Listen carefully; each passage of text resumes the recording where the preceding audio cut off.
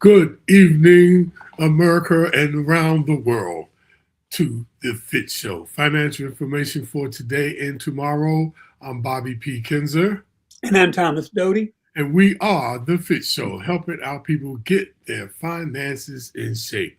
Financial information for today and tomorrow. How are you doing today, Thomas Doty? I get used to this weather up north. I don't know how y'all put up with this cold weather, man. Man, I know, man. It's so cold out there.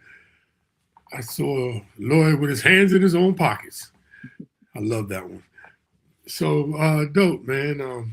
Last week, this is our 228th show first, and this is Thursday, February the 5th.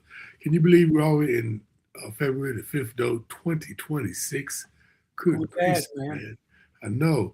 And this is our 220th show. This is, I guess it's been about, 4 years, I think? Yeah, about 4 years that we've been doing this. Just want to give a disclosure. We're not qualified financial advisors. I used to be, but we are not that. We are just educators, financial educators, and we try to provide you with news that you can use. And we encourage you to make sure you go out there and put comments in the comment box, because we try to make this interactive, and that's the way we do. We're in the virtual studio, and I'm in Bowie, Maryland, and Dote's in South Carolina. And what part of South Carolina is that called again, Dote? It's a little town called Fort Mill, right outside of Charlotte. Fort Mill, that's right. Fort Mill, yeah, but I'm actually in Morristown, New Jersey. Right. Oh, that's right. That's right. You're in New Jersey now. I can't keep up with you, man. You My grandkids are. You're just a traveler, man. I know. That's right. You're in New Jersey. And just make sure you go out there and put stuff, any comments, questions that you have, please do that. And also, one of the main things also, it's important to put comments in the comments box, because that gives us way more expansion to people for some reason when you use the comment box. So please use that as often as you can. But also how the algorithms work with, especially Facebook. It's about clicking on the like button and the heart button. That helps us, and you can't click it enough. They count each click as one, even though it might be one person clicking several times. They count that as one, and that is great for our matrix. So we got the administrative stuff out the way. Just like I said, make sure you the word is share us on Facebook and on YouTube. Make sure you subscribe. It's free, so please have as many people to subscribe. But also, if you're on Facebook, please connect and share with as many people. We've been holding at 499 people. We like to hit that 500 mark, so help us get there if we can.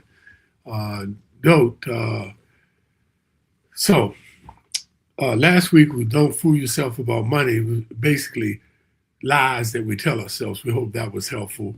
But this week we got a little treat for you. But before we get into it, Dope, uh, break the news to the people about the wonderful, wonderful stock market. Well, and I've been hitting about this the last couple of weeks. There's money flowing into other stocks, and everybody's getting nervous about how much money is being invested into AI, and nobody has seen any results, any positive profits related to that. And Microsoft announced how much they were spending.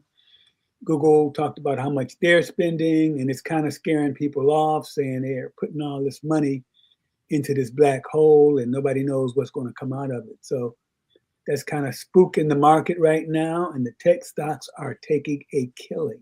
Hey, Dope, before we get into this, can you help me, school me a little bit? Who is DAP?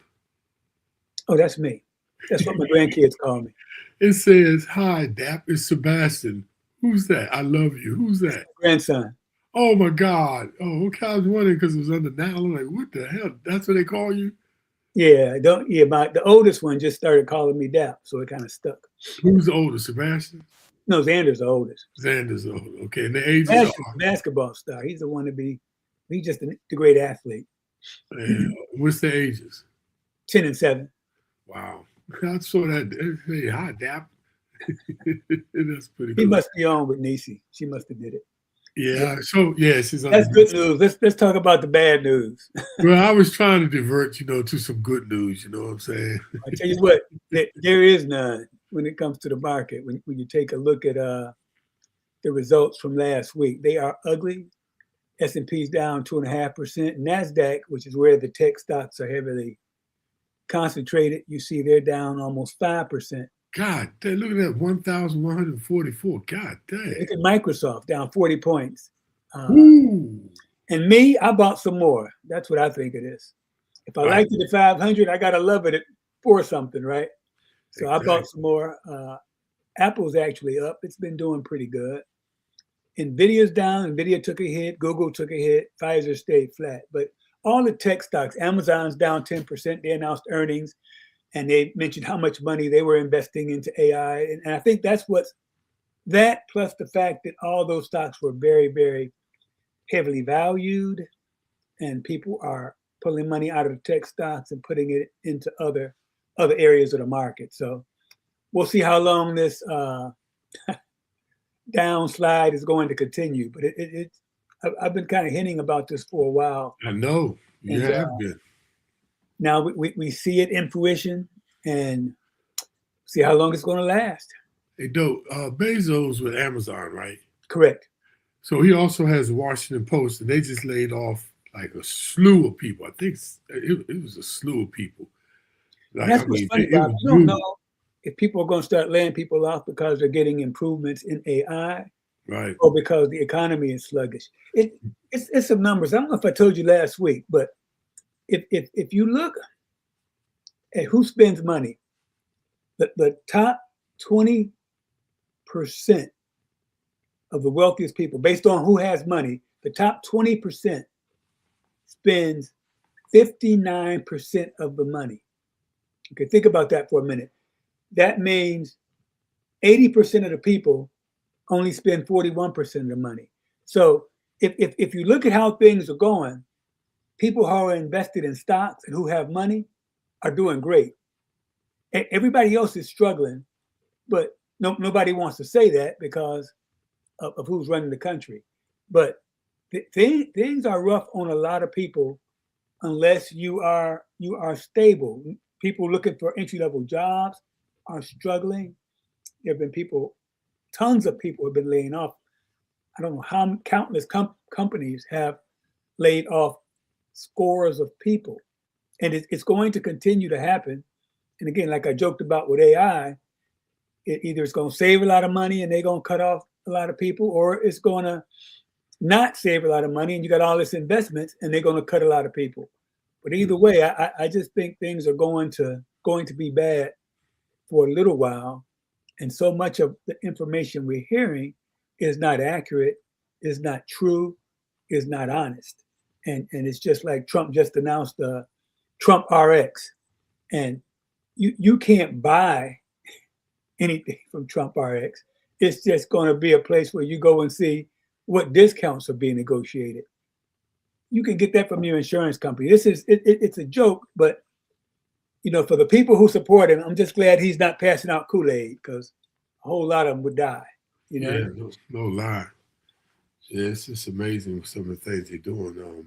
So my recommendation is to buckle up, because I think things are going to be tough for a while. Yeah, I agree, man. And though there's normally an inverted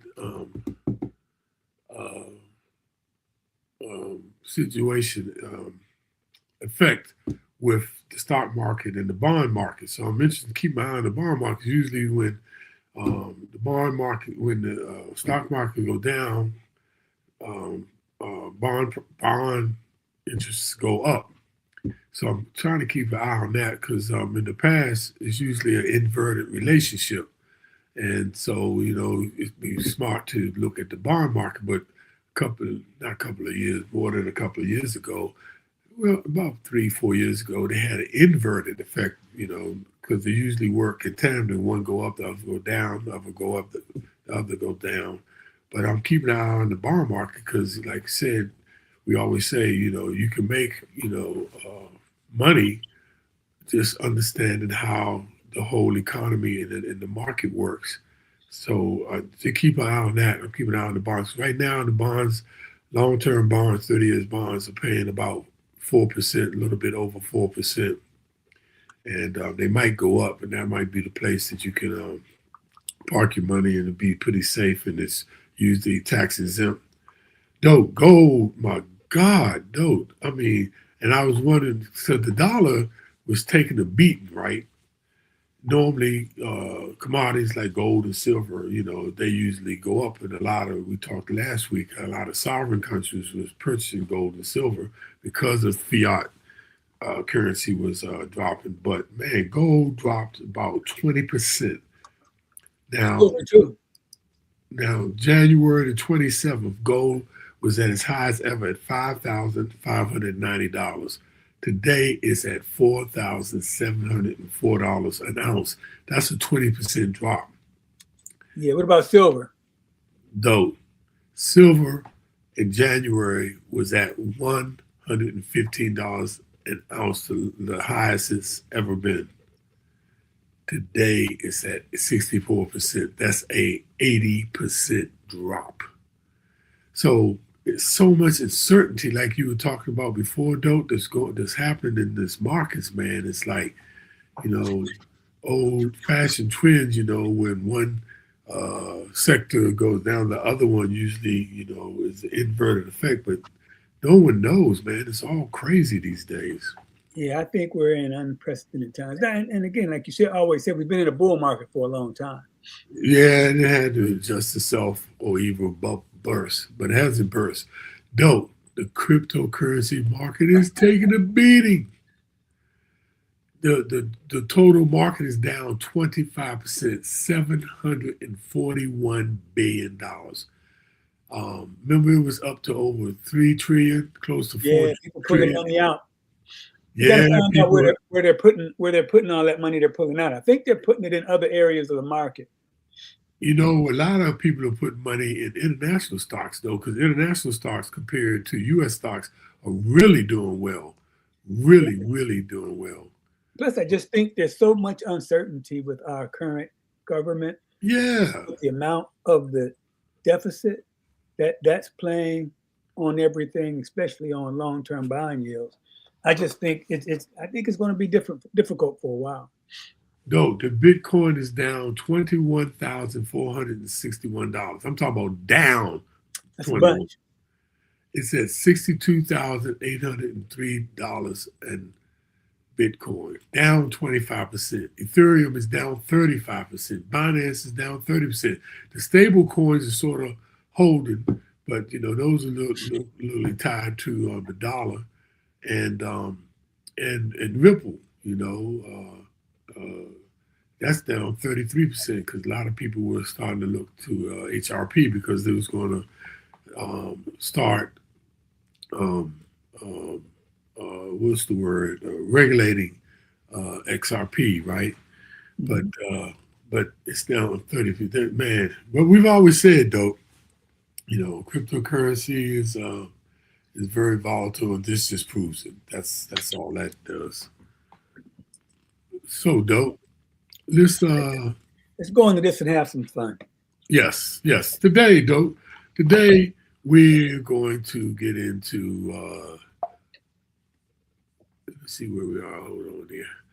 So dope, we're going to get into normally, we talk about sectors, we talk about investments, we talk about mindset, we talk about financial methods and strategies. Today, we're going to have a little fun. We're going to have a financial literacy quiz. Financial literacy quiz, though, and tell the people what we're talking about. Yeah, we're just going to test your knowledge. Hopefully, you can answer most of these questions accurately, but some of these questions have an actual exact answer. Some of them are benchmarks.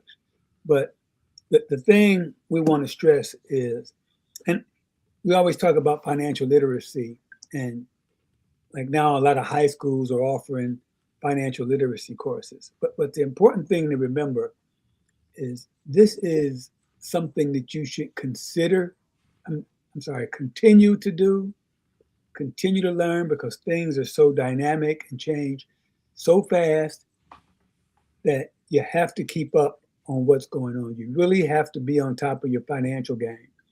And so we're going to give you some questions and hope you can at least have an idea of why the question is important and which answer most fits your particular situation. And look, now, the following answers are just benchmarks. We always talk about that when they say, the average amount of money you should be doing. All these are just benchmarks. And it's good to have measurements to go by, but everybody's different. There's no one size fit all. But, and don't look, if you don't get all the answers right, no worries. Everyone starts somewhere. And remember, financial literacy is a journey, not a destination. Every step you take, whether it's learning a new term or opening your first investment account, it brings you closer to your goal. So, Bob, some of them, there is no right answer because it's based on this average person. And nobody knows who this average person is. Everybody's financial situation is different. Everybody's financial situation is unique. And what might be a correct answer for Bob may not be correct for me because of my particular situation. For example, if we talk about how big your emergency fund is. Well, if you got no credit card debt and you live in an apartment and you don't drive a car, the chances of you having needing an emergency money to fix your house or your car, not very high. But if you own a house, you got a couple of cars, and you own an old house, you probably should have a little bit more money put away. So there is no, for some of these there is a correct answer, but for some of these there is no correct answer. So don't worry about your answer.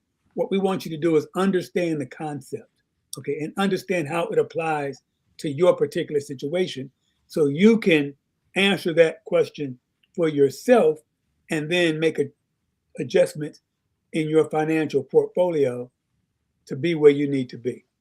So, this is a chance to test your knowledge, but just understand it's also a way that you can pick up some tips along the way. So we hope to educate at the same time.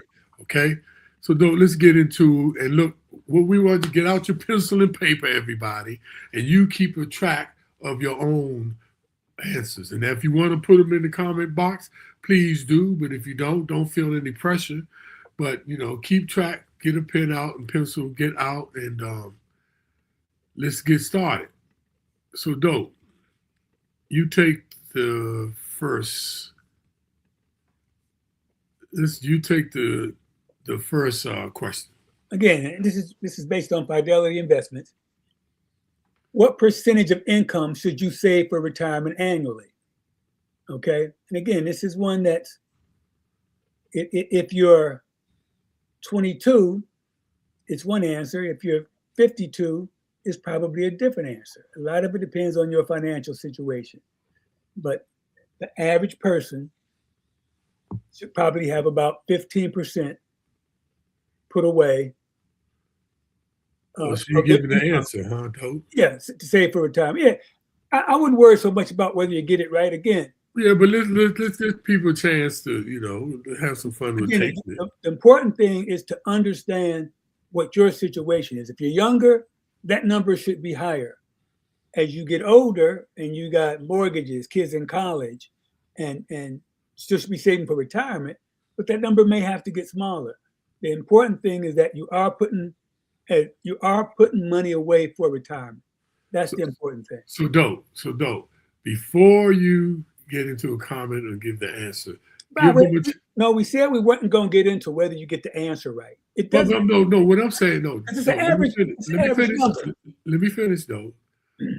No, all I'm saying is give them a chance to answer it. If they want to, keep it themselves. Give them a chance, and then you just give them a couple of seconds to answer it the way they, you know, whether they put it on the site or not. But give them a chance to answer it, and then get into your narrative.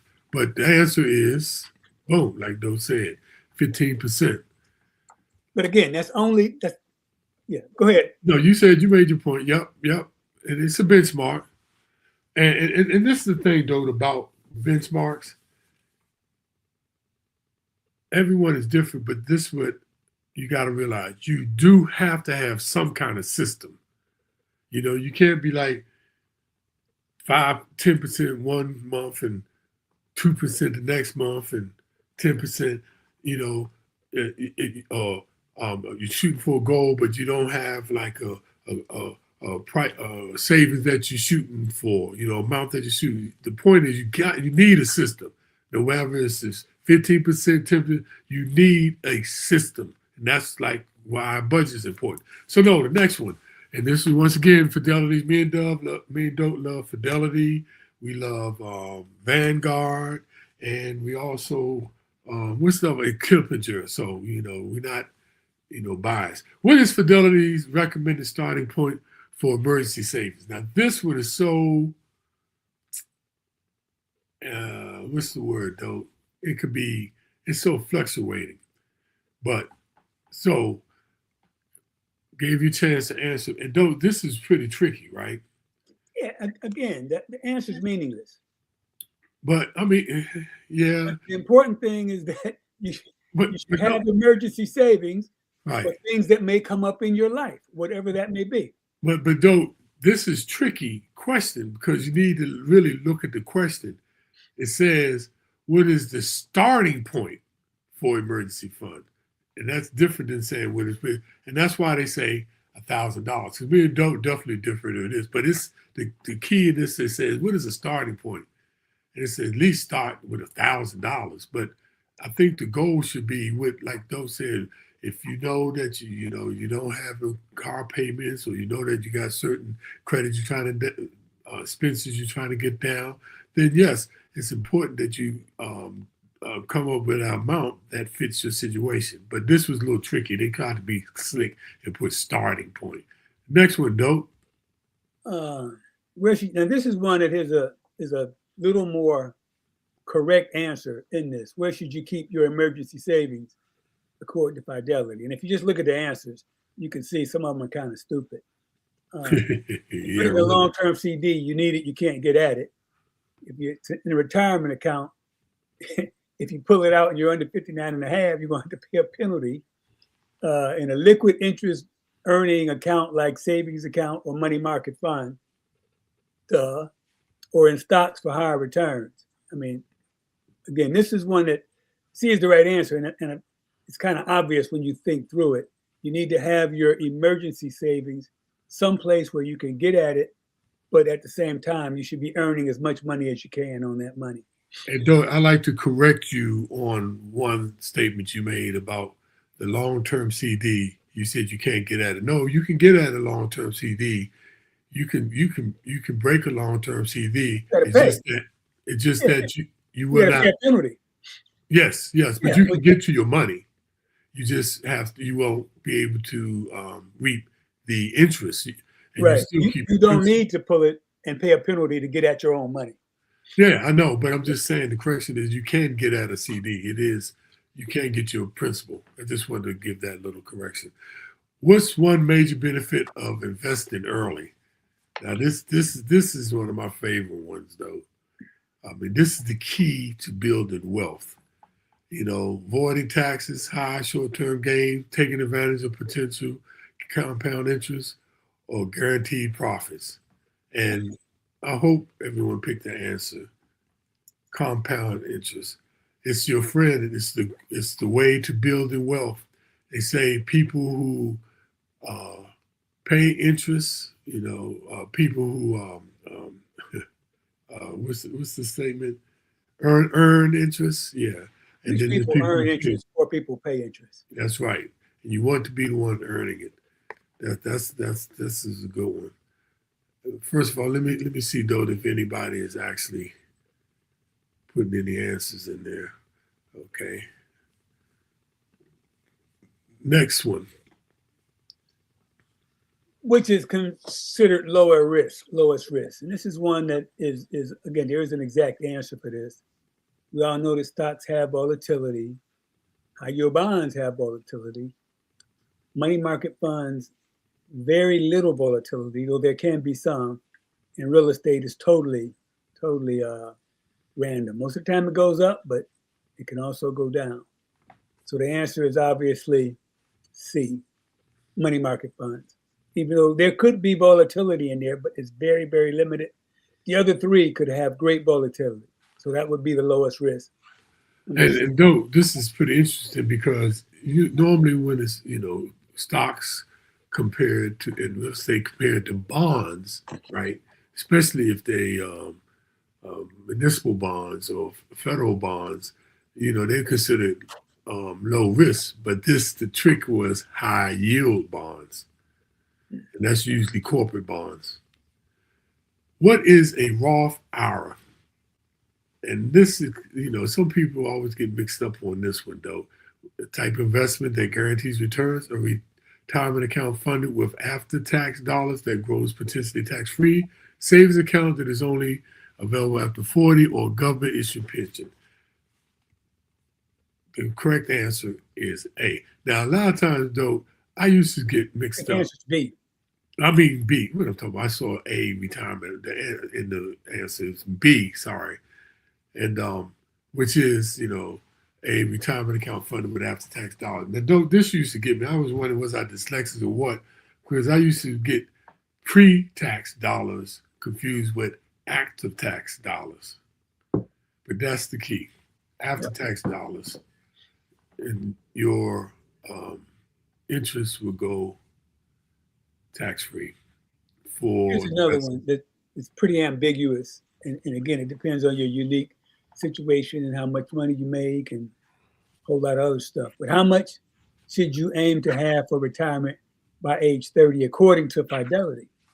And there is 1 year's worth of salary, 2 years worth of salary, 50,000 or 100,000.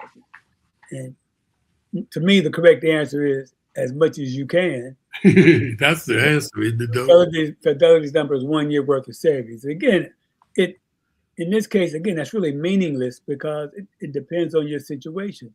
If you've taken your money and you've invested it in a whole lot of real estate, or you've invested it in a whole lot of stocks, not necessarily for retirement, and you're still building wealth, well, you're still in a pretty good position.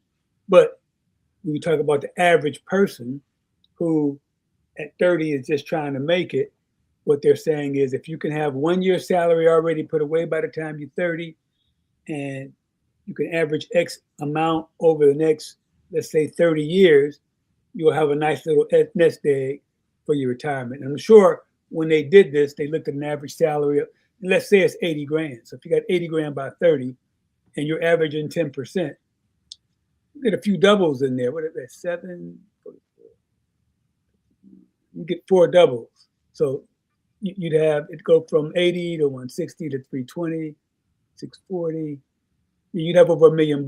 So again, the truth is you should have as much as you can, but Right. an average number would be 1 year's worth of salary. And that's interesting. They say that's 10 times your final salary by the time you're 67.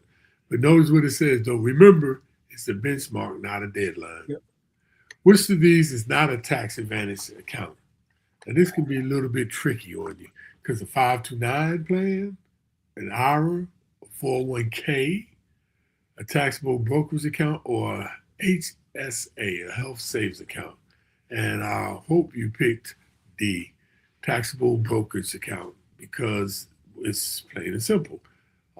They do not go tax free, and they defer. And right. So You get no tax break for your taxable brokerage account. none. But the good thing is the taxable brokerage account is based on capital gains taxes. Oh, it's capital gains, dividends, interest. There's a bunch of stuff in there. Yes. Quick way to estimate how much you need to retire early. Again, this is another one that depends on how early you want to retire, what you want to do when you retire. Do you want to just have a place by the beach, or do you want to live in a modest little apartment? So a lot of that depends on that. Multiply your annual income by 10, say 25% of your income each year. Multiply your annual expenses by 33, or use your current age times 1,000. And again, that you could pick any of those. They pick C, but it's if you do it right, you estimate how much you'll need in retirement, where you want to live, what your cost would be, and try to determine exactly how much you need in order to live the life you want to live as a retiree. So though, I was like, why do they say 33 times your expenses? So I looked into it, right?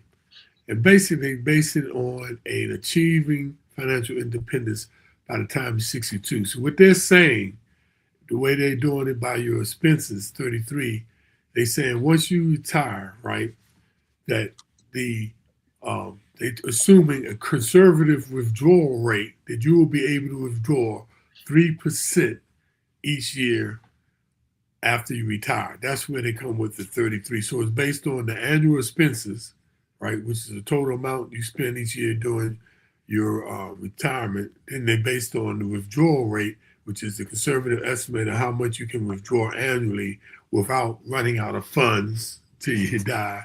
And then they factored in inflation to ensure that your purchasing power of savings remain, intact over time. Because I was like, why 33?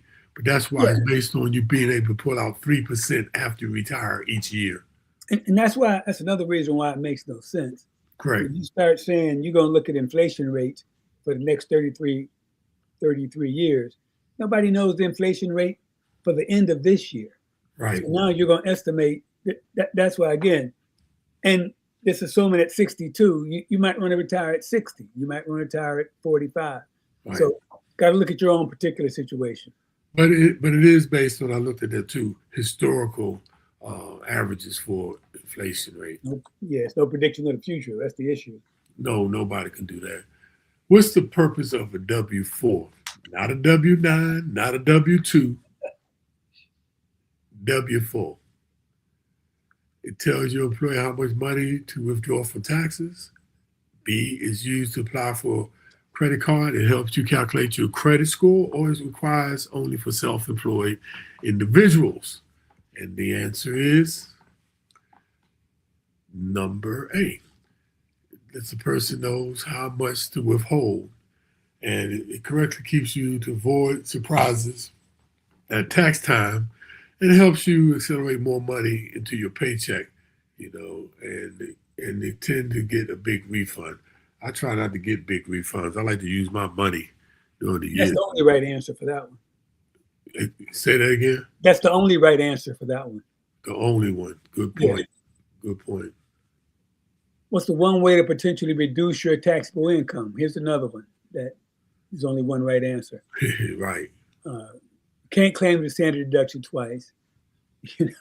You can't delay filing your tax return. You can ask for an extension, but that won't reduce your taxable income. Right. You can't contribute, well, you can contribute to a retirement account or health savings account, which will reduce your income. And you can't pay off your credit card debt early. That has nothing to do with your taxable income. So correct answer to that one is the one and only answer. The only way you can reduce your taxable income is to reduce or contribute to a tax advantaged account. So if you were tallying as we were going along, right, this would tell you if you got 8 out to 11 correct, you considered a financial rock star. If you got 5 out of 7, solid foundation, and you 0 to 4 correct, no worries. Like they say, everybody got to start somewhere, and let's build your confidence going forward. In full disclosure, I think I missed 3 of them, because again, they're averages, and I'm looking at my situation versus what the averages are. Everybody's average is different. Right, and that one about how much you hit that 33% of your expenses. I don't think nobody would have got that right. Although I did, though, only because I know they would be trying to be tricky.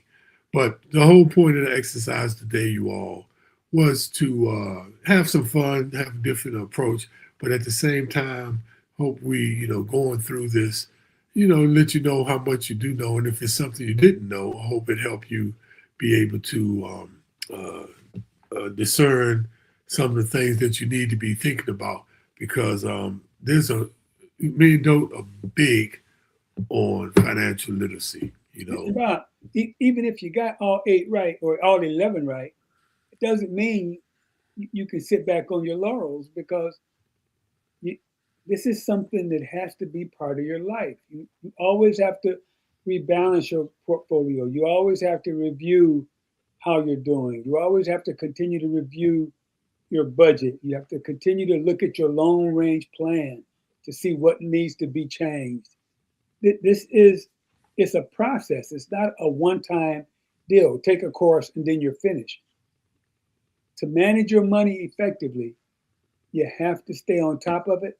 You have to continue to manage it, and you have to have a plan that includes anticipating what you know, and also take into account things that may happen in the future that you have no control over.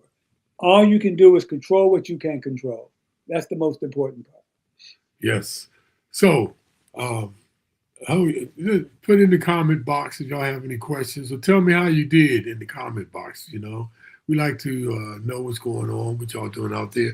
And if you have any questions about any other things that's going on, because it's so much going on in the market, and there's so many people putting misinformation out there. There's 3 ways that people don't do well with their finance. They fail to plan, 1. 2, they lack information, and 3, misinformation. And misinformation happens the most, so make sure that you vet the information that you get, because it's so important. But we are so glad that y'all tuned in. We hope you continue to tune in, and remember, please share with other people on Facebook, because we like to build this platform. And I just want to give a disclosure again. Me and Dope, we don't get anything out of it. Notice we don't push products. The only time we mention products, we just use them as examples. And when we use our stocks, like at the top of the show, it's only to give you some kind of, to show that we're not just talking the talk, but we're walking the walk. Anything you'd like to add, Dope? No, you summed it up pretty good. Good. So if anybody have any questions about today, anything they'd like to know about, please put it in the chat box before we go. And Dope, I want to share with you today my profound quote of the week. And it has to do with ignorance and being stupid. And some people use that interchangeably, right? But they're not. And I'm going to clear it up today so you can be clear on it. To not know something is ignorant. But to know and to not do is stupid.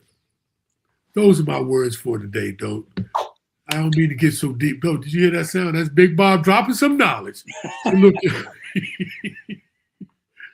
look, thank you all. No, I can't forget roll call, man. We got people out. My man Carl Chapman, what's up, Carl? Joanne Skinner, Modestine from Lexington, South Carolina, and now Edwards Doty, what's up now? Who else? Joanne Skinner, and my wonderful sister Linda and Nolia, and my sister Gloria. She got an excused absence. You know how they do like in school. You know, she got excused absence. She's going to see her granddaughter sing in the choir today. And my wonderful good friend Kitty Cheney, who we were working at the wonderful RTC and the FDIC. Kitty just retired too, Dope. Oh, good for her. Yeah, look, Kitty. Okay, now I ain't gonna bust you out, Kitty, because I know you got all that money from that 401k plan, that thrift savings plan, and the T. Rowe Price. I ain't going to go there. And Kitty was in the financial industry before she got to the FDIC, so I know you rolling. Hey, welcome to 6 Saturdays and 1 Sunday. Oh, okay. Modestine said last year we asked about mortgage. What about mortgage? Modestine said last year we asked about mortgage. What about mortgages, Modestine? Can you put in there before we go? Let us know that what are you actually referencing about mortgages. And don't have we done anything on mortgages? I don't think we have. We might have mentioned. I forgot. We did the mortgage note thing. Right, we're writing, but that was different. Yeah, but actually, yeah, that's something we need to talk about, especially the difference between paying it off or getting the longest mortgage that you get. Because you know, what's it? Susie Orman is big, and Ramsey, I think they're big. Is 15 years? Is they about paying off? But I know the other guy, Rick Adelman, he said, man, get the longest mortgage, because if you're just paying 3-4%, that's low maintenance. And he said, get them, 99-year mortgage and invest the difference. So we could talk about those things. So, okay. Hey, Rodney, what's up? Okay. And mostly you were going to discuss mortgages and interest rates. Okay. Okay, we can do that, Dope. Next time we talk, let's talk a little bit about mortgages and interest rates, because the Fed, they didn't move on the rates, though. And are they talking about moving on the rates or no? They talked about there were going to be 2 more cuts this year, but again, a lot of it is looking at the long-term rates, which really drives mortgage rates. And I think the amount of deficit is really pushing against that. So who knows how this is going to work? And rates right now are around, I think, 6, maybe 6%. Yeah, a little over 6. And that's still good, because I was just talking to a gentleman. That ain't good. Not if you got a 2.375 or a 3. Right, but I know I talked to a guy today that had a 13% mortgage back in the 80s. I had a 16% in 81. 16, good gracious. So like I said, it's all relative, but 6. 6 is better, because it gotten up to 9. Oh, okay. Kitty says I wanted to roll over my TSP. What options should I consider? That's a good one. Definitely, that's a good one, Kitty, because this is the thing about rolling over your pensions, your 401k plans. A lot of times, one of the benefits that financial institutions try to encourage you to roll it over is that you end up with more options. Like at the FDIC, right?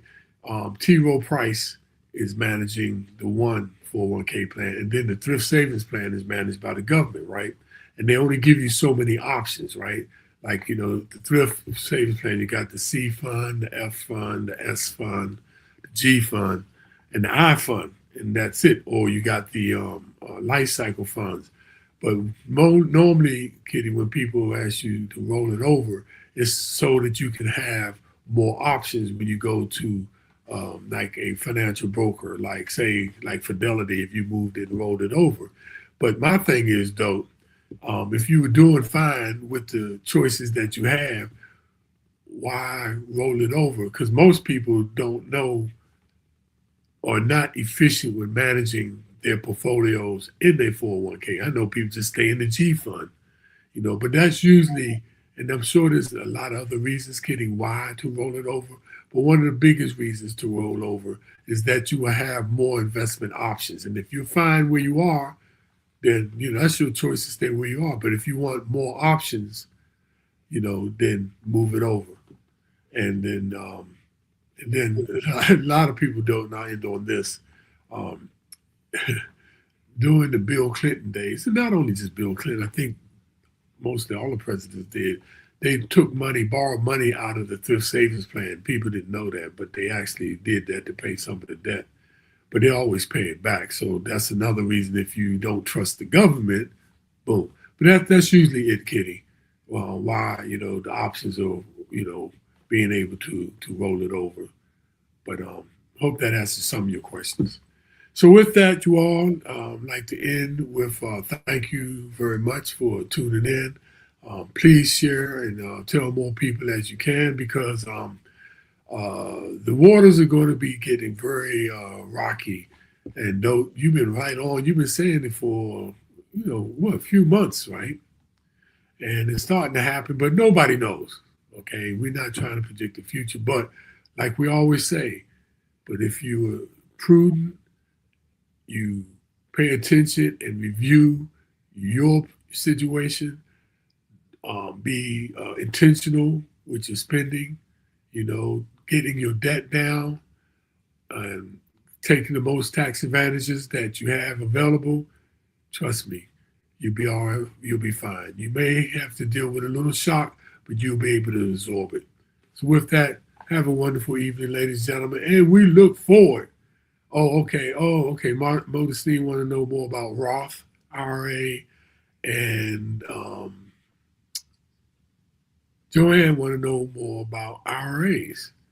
And that we did, but it's been a while since we did stuff on that, though. But we have done stuff. Roth is like a gift from heaven. Yeah. And thank you, Kitty.